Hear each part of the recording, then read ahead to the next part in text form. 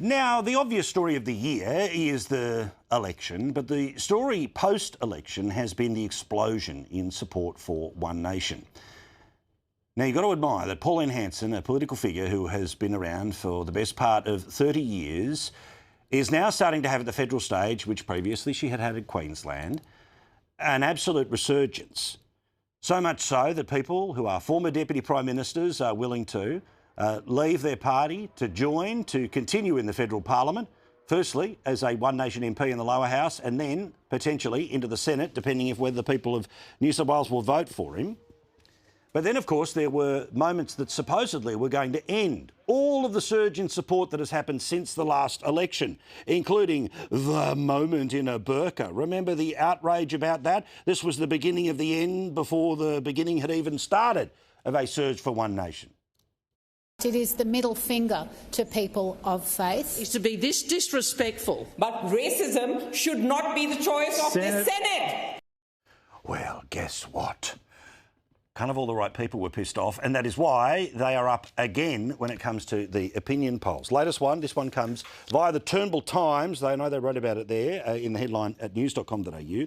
Labor at 34, the Libs at 26. That's a horrible number for them. One Nation 17, easily outperforming the Greens. In fact, Greens and Tiffany Teals together, you end up with where One Nation is, 17, 10 and 7. The rest of it is undecided or other minor parties. Do you want to know where this support is coming from? Well, let me dig that in for you as well here, right? People between the ages of 35 and 54, all right? Upper-end millennials or Generation X. You can see there that the numbers are pretty amazing, where we are now, again, pushing very close to, 19, 20%. In those over the age of 55, 21%. 1 in 5 voters now backing One Nation. And there is a very gendered nature to this too. You see, 19% support amongst blokes and no such number, of course, when it comes to women.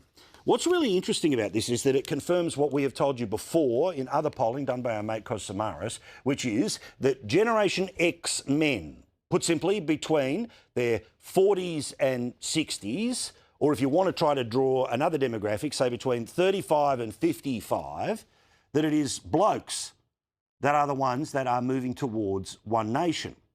Now, I think this is going to be largely permanent. I think in the same way that a generation of people decided to cleaver themselves off towards the Greens, and then, yes, they sent their preferences back towards the Labor Party.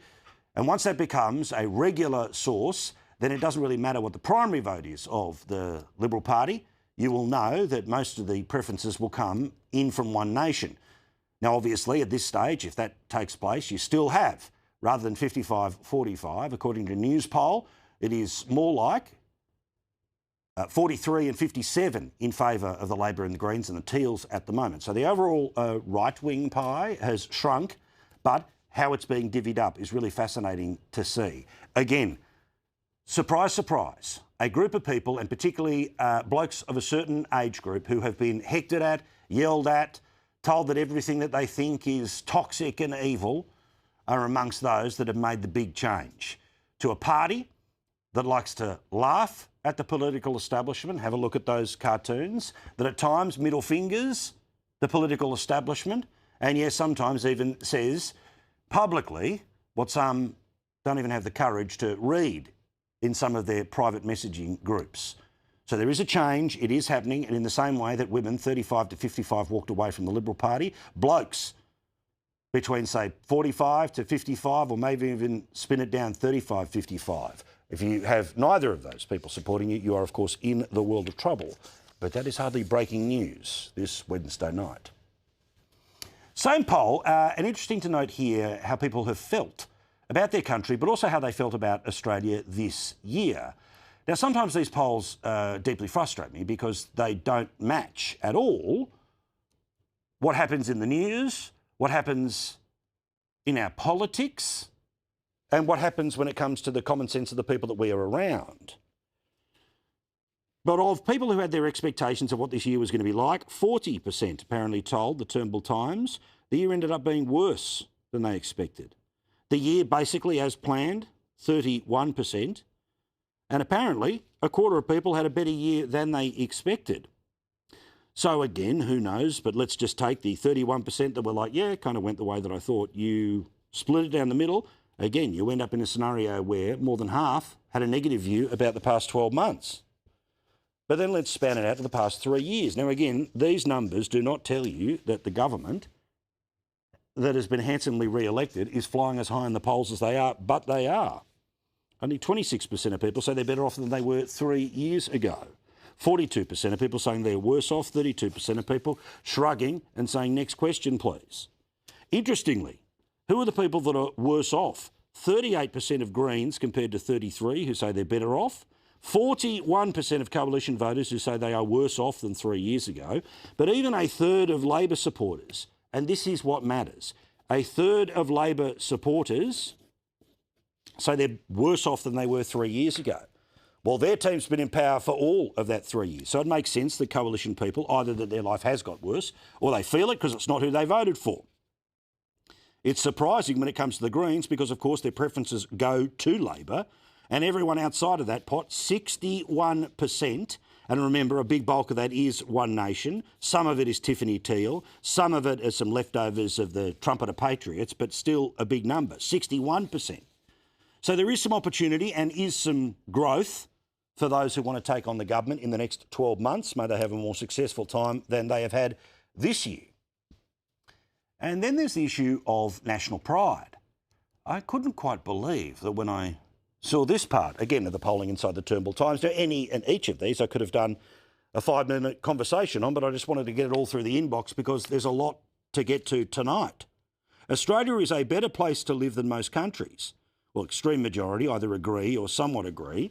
But who are the people who are 19% strongly disagree that Australia is a better place to live than most other countries? Put it together with the somewhat disagree, then we're talking about what? 23%, almost a quarter of the country does not agree with the sentiment that Australia is a better place to live than most countries.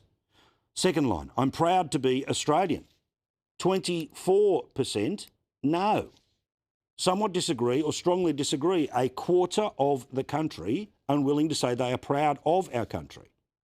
Those who say that Australia needs to be a better global citizen, whatever that means, presumably it means sending more money to the third world like China. Remember, it's a developing nation, despite the fact that they have a space station and they've held the Olympics twice this century. Something Australia, of course, thankfully will get to do, but by 2032. Again, 17% of people say that we shouldn't be a better global citizen. But let's focus in on those first two numbers. A quarter of people who answered about Australia is a better place to live than most other countries, nah, I'm proud to be Australian. 24%, again, basically a quarter. I am not proud to be Australian. How does this go by age groups? Well, let me show you. The older you are, the more passionate you are about our country. Why? Because you've lived a life. Because you've seen places that are way worse than anything that could happen here. Australia is a better place to live than most countries. Passionately, 76% of people over the age of 55, 65% of people 35-54, 60% of people 18 to 34.